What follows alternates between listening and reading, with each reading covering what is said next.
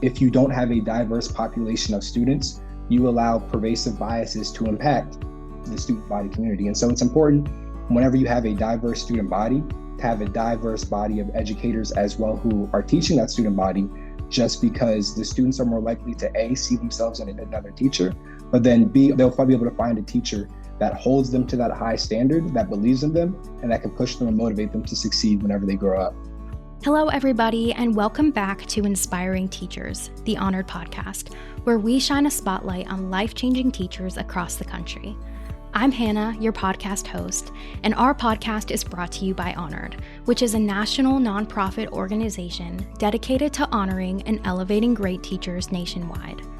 Our mission is to inspire and retain great teachers, keeping them in the classroom as long as possible. Every month of the school year at Honored, we select an exceptional educator in the United States to be the recipient of the Honored National Teaching Award. Each honoree, as we call them, receives a $5,000 cash reward, and we then tell the story on our website and our social media platforms of how that teacher has impacted their students' lives. To learn more about our organization, you can go to our website at honored.org. While you're there, if you have a teacher you would like to recognize, you can nominate them for our Honored National Teaching Award at honored.org/nominate. We are so excited to have you listening in on another Spotlight podcast episode. Today, we are joined by Lynn Darby, a high school history teacher at MacArthur High School in Washington, D.C., and the founder of the Teachers Lounge. Lynn Darby was born and raised in South Central Pennsylvania. Coming from a small but tight-knit family, Lynn had the opportunity to watch both his mom and uncle serve as educators from a young age. This, along with a strong intrinsic desire to make a positive impact on the world, inspired Lynn to pursue a career in education. He graduated from Temple University in fall 2021 and Relay Grad School of Education in spring 2024. In his free time, Lynn enjoys watching Steelers football, cooking, working out, and spending time with his friends. To start our episode off, Lynn reflects on his journey into teaching. Growing up in a family of educators, the power of education was instilled in him at a young age.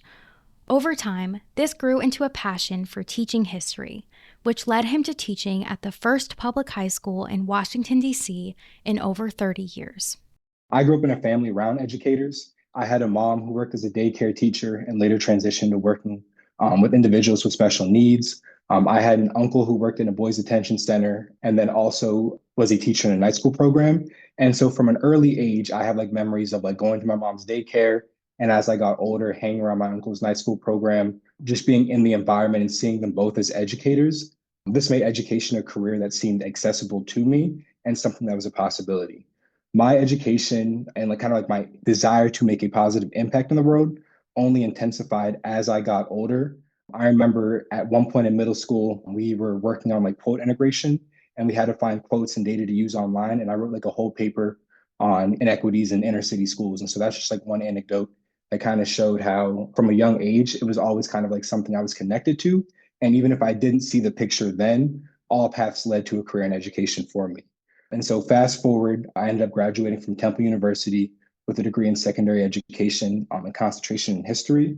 During my time in Philadelphia at Temple, I developed a stronger passion for civic education and kind of saw the importance of understanding how our government works and the importance of just being able to be civically engaged citizens in society. And so I kind of felt a passion to teach that information to the next generation, just because I felt like that would be an anecdote to some of the things that we're seeing in society today. And so after college, I was fortunate enough to be able to find a residency program with Friendship Public Charter Schools here in Washington, D.C., where they assisted me in getting my master's degree and put me in a position where I was able to be in a cohort of other Black male educators and specifically get opportunities to have professional developments early on in my educational career. And so that kind of helped me to develop my craft early on.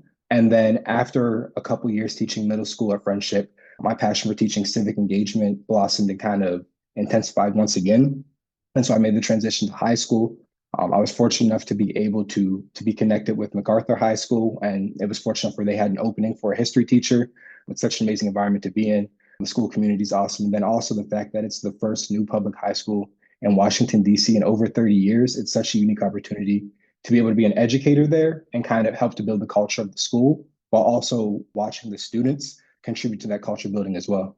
It's awesome to see kind of students begin to take ownership of what they want the school to be like. I remember like saying this to students early on, like this school is going to be what you make of it. If you want to see a club, go about starting that club. If you want to see X, Y, and Z, go about advocating for it. And at first, I remember whenever I was teaching freshmen last year, they gave me kind of like puzzled looks like, what is this man talking about?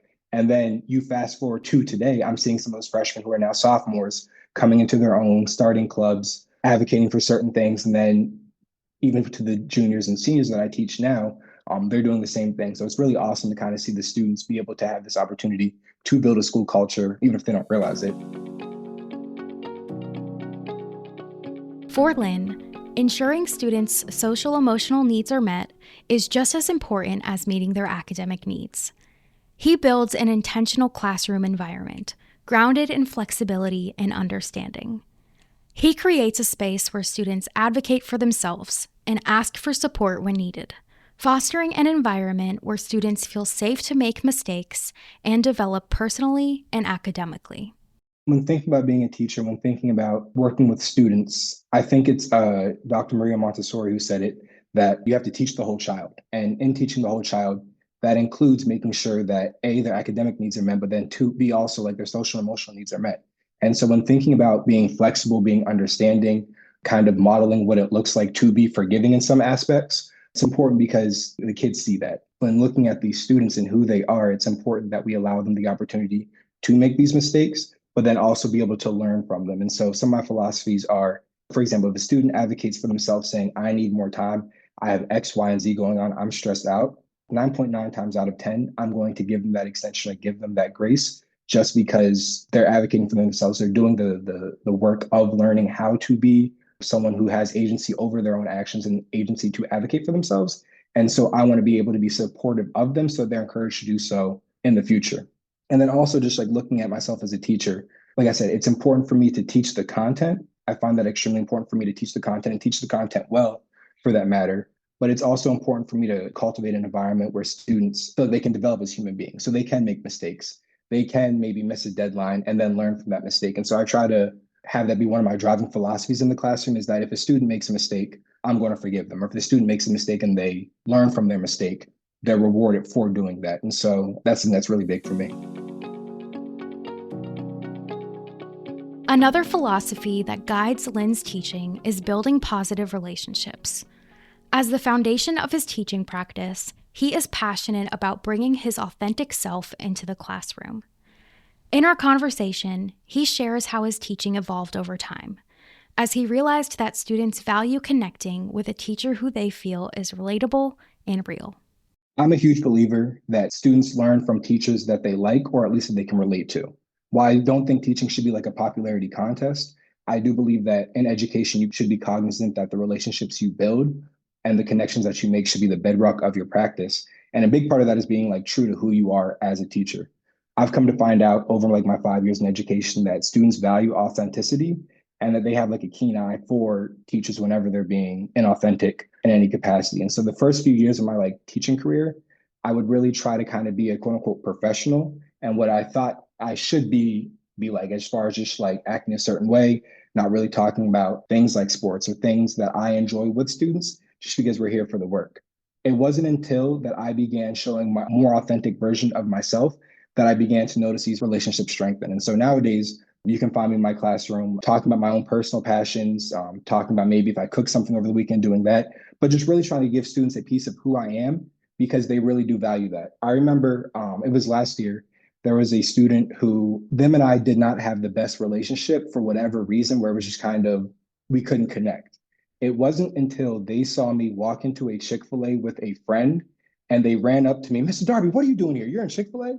And I kind of had that aha moment that like, I remember this whenever I was a student, and kids definitely do this to this day, where it's like, you think teachers are just like these robotic, like we come to work, we teach, maybe we sleep in the school, maybe we go home, who knows? The students just see teachers in the confines of the classroom.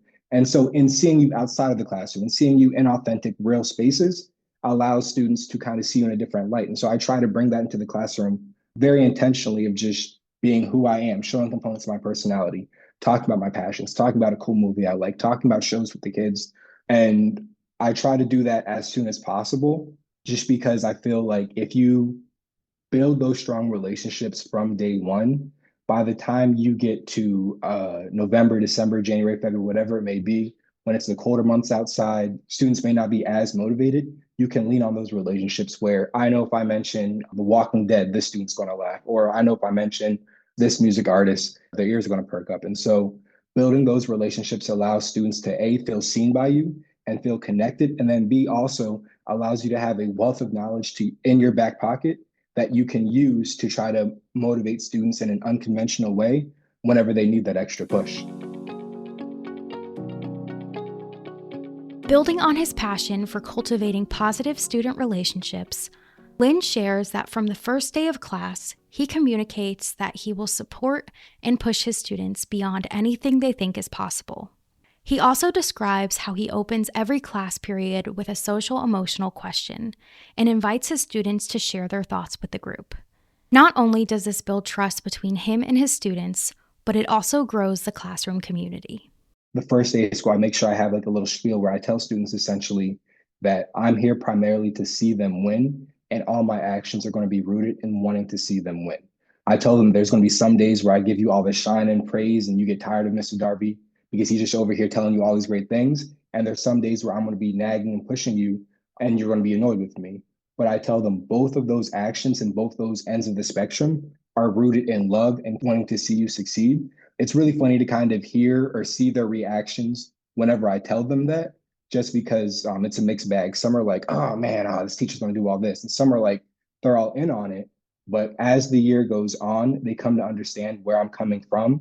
And I found that students do respect that.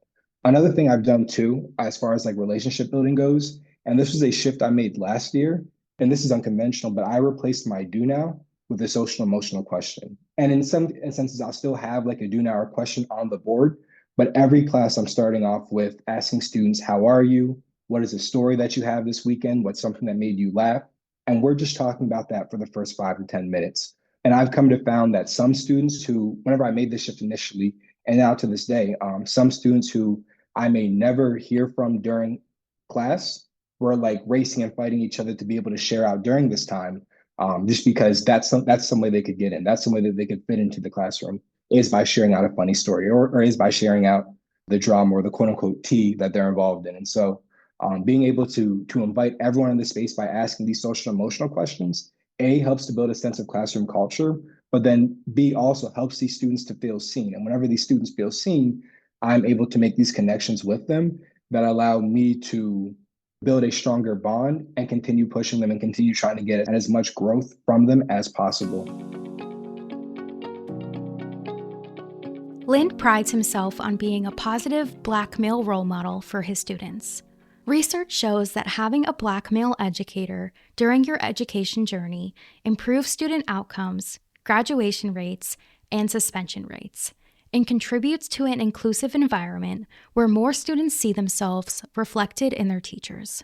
He speaks about how these outcomes drive him to remember his impact and the importance of his work. He shows students that school is a place for them, where they can be seen, find success, and have someone who believes in their potential. Being a positive Black male role model for my students is one of the biggest reasons why I got into this profession. It's definitely something I don't take lightly either. The data shows that Black male educators are important, and not just because it feels good to say that, but because there's concrete data that has proven that. It's often quoted with the UConn study that found that if a student has a Black male teacher between pre-K to third grade, they're 13% more likely to graduate. And then if you have two Black male teachers within that time frame, it almost triples to 32%. The data is also there as far as just suspension rates and students being able to see themselves and have a sense of intrinsic motivation for Black male educators. And so that speaks on the importance of having Black males in the classroom. While I don't teach like elementary or middle school, this data kind of drives me to remember that this work matters and that this work is important. And so on a day where maybe I feel like I'm not making an impact, maybe I have a lesson that falls flat, maybe the kids aren't listening, whatever it may be, I use this data to remind me that I am making an impact and that the work that I do is important and matters. One thing that I also take pride in is that when looking at history, historically speaking, the American school system has not been the kindest to individuals of color or individuals who are economically disadvantaged. And more often than not, these two demographics have some sense of overlap. Being able to be someone who grew up in the intersection of those two identities, I really take pride in being able to stand in front of students who may fall into one of those two categories and be someone who is able to be a positive male role model, able to show that school is a place for them. Malcolm X has a quote, education's the passport to the future, for tomorrow belongs to those who prepare for it today. And to kind of be able to embody that, where it's like, even though you may not like coming to school, even though you may not like waking up at 7 a.m., some sort of education, whether that's school, vocational training, whatever it may be, is going to be your key to success. And so it's important to be able to find your niche. And so being able to kind of just embody those things and be in front of students and kind of be someone that they can rely on, be someone to hold them accountable, be someone to be there to support them whenever they need it, is something I take a lot of pride in. Diversity in education creates inclusive environments where everyone feels welcome. Learning alongside a group of diverse individuals sets students up for greater success. Lynn reflects on how this came to be a value in his teaching and how he celebrates diversity in the classroom. He also acknowledges the role bias plays in education and how diverse faculty and student bodies help counteract inequities and improve student success. I was fortunate enough to be a part of a nonprofit whenever I was growing up called the LEAF Project. And LEAF, essentially, its mission statement is to cultivate youth leaders from diverse backgrounds through meaningful work in the food system. When looking back at my time with LEAF, one of the things that impacted me the most is the quote unquote the from diverse backgrounds portion, where I was able to work with people who didn't look like me. They were from different towns than I was. They spoke different than me. They had different values than me. But being able to learn from them, being able to work alongside them, being able to have and celebrate our differences of opinion, differences of identity markers, whatever it may be, to come together for a common goal is something that I deeply value and something that impacted me whenever I was with LEAP. And now I try to translate into my classroom where I'm looking for opportunities to intentionally pair students who maybe come from two different walks of life, or I'm looking for opportunities for students to share out their different thoughts and opinions, just because that diversity of opinion, that diversity of just people in general really helps to make an enriching environment. And just as factors like a student's intrinsic motivation and home environment influence their ability to succeed, so does a teacher's perception of them. And so, for example, whenever you have a teacher that believes a student's capable of going to college, they'll hold them to that high expectation. But inversely to that, when you have a teacher that believes a student isn't quote unquote college material or isn't capable of going to college, they don't hold them to high expectations. And in return, the student who isn't held to a high standard or high expectations is less likely to get the same quality of education than a student who is held to that high standard. And so when thinking about that, it kind of made me pause for a second and realize the importance of having a diverse group of teachers in the profession. Bias is something that is held by everyone. Jane Elliott is famous for saying that if you grew up in the American school system, you have some level of bias. So it doesn't matter who you are, what you look like, you hold some level of bias. Our brains are hardwired for shortcuts. And so it makes sense that everyone will have some sense of bias. And so it's important to understand that and understand that it's not a bad thing to hold a bias. It's a bad thing to hold a bias and then not actively try to unlearn it or just be cognizant of it. And so the real work begins once you accept the fact that biases are something that everyone has, that we all have, and then also understanding that they impact your everyday decisions, and then working to be able to figure out how you can unlearn some of these biases so that they do not negatively influence those around you. And so if you don't have a diverse population of students, you allow pervasive biases to impact the student body community. And so it's important whenever you have a diverse student body to have a diverse body of educators as well who are teaching that student body, just because the students are more likely to A, see themselves in another teacher, but then B, they'll probably be able to find a teacher that holds them to that high standard, that believes in them, and that can push them and motivate them to succeed whenever they grow up. As the research around education shows a teacher pipeline shortage and a teacher burnout increase, Lynn was inspired to create a place where teachers can build meaningful community. He is the founder of the Teachers Lounge, which provides networking and fellowship opportunities for educators in DC. Through the Teachers Lounge, he hosts networking events for teachers to connect with like-minded individuals, and he recently launched a podcast that aims to shine a light on the real stories of educators. Enrollment in teacher preparation programs is at an all-time low, and then we have burnout amongst teachers at an all-time high. And so whenever you look at those things and put them together, it almost spells a recipe for disaster. And so one thing that I was motivated to do this summer is try to do something to combat that. And so it first started off with the podcast of I want to have a platform where educators can come on, share their stories. They can just have a conversation and give a real world insight into what education is like. And then in addition to that, I was fortunate enough to be able to be connected with someone who has a restaurant in Washington, D.C. And this has always been a thought child of mine, but never really was able to come into fruition until the summer.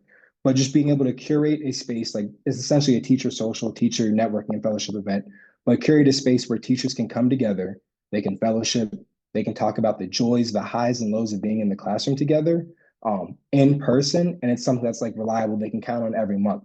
And what I'm envisioning this doing is allowing other teachers to organically create their own networks of other like-minded educators, educators that, for lack of a better term, educators that they vibe with, and be able to connect with them and build their own communities. I view the Teachers Lounge event as a community in and of itself, but I also view it as a channel, a platform, an ability for teachers to come build their own communities by being connected with educators who aren't necessarily in their own schools.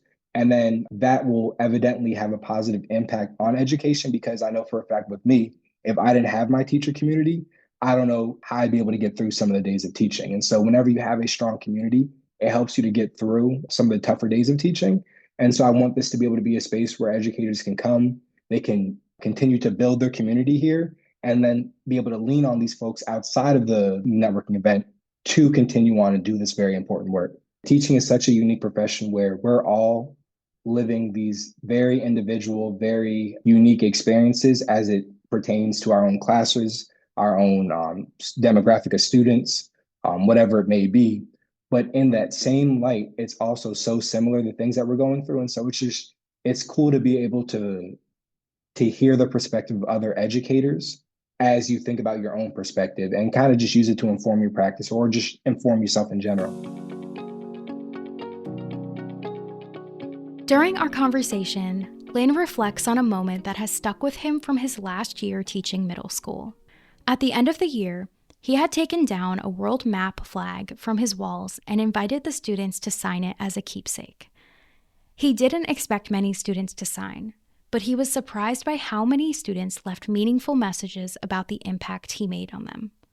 This moment reminds him how invaluable his work is, as he is shaping the minds of the future. After my 3 years of teaching, as you can imagine, teaching middle school is a beast in and of itself. And so I spent 3 years teaching middle school, loved it, loved my students, but it's harder to use the students to gauge if you're doing a good job, if the work that you're doing matters, if you're making an impact, just because middle schoolers are developing. They're at that very unique stage where the wind can blow and their whole day is ruined, or the wind can blow and they go from being mad to being happy. And so it was a unique time whenever I was teaching middle school, just because there was a lot going on. That being said, at the end of my tenure, I had a flag that I had in my classroom, and I took the flag down. It was a flag, like a map of the world, but it was like a cartoon essentially. And I remember like taking it down and giving the students an option, like, hey, if anyone wants to sign this, you're more than welcome to. And I thought maybe like a couple students would sign it. But I had students, like all students were trying to sign it, students who maybe I never felt like I built a deep enough connection with.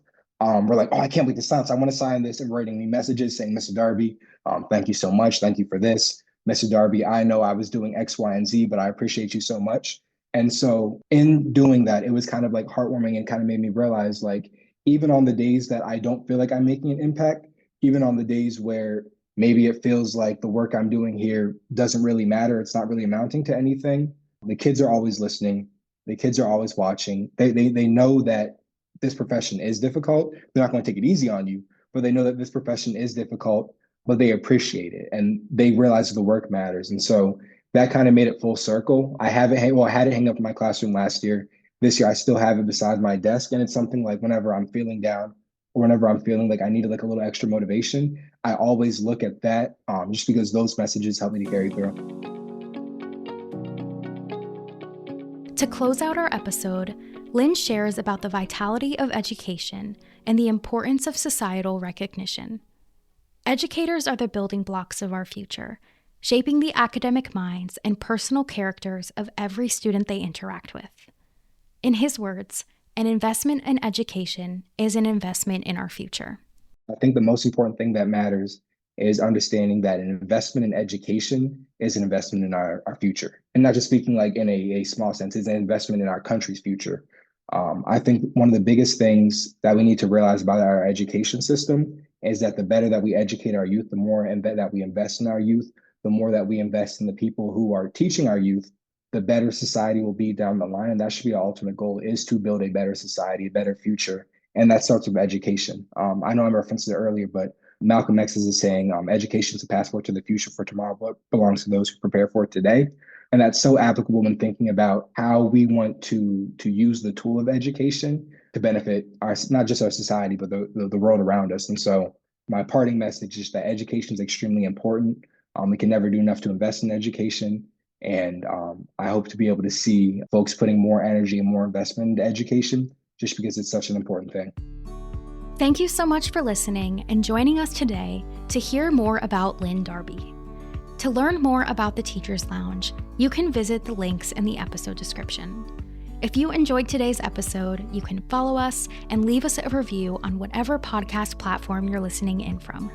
Thanks again for listening, and make sure to tune in again next month, where we will hear the incredible story of the recipient of our January Honored National Teaching Award.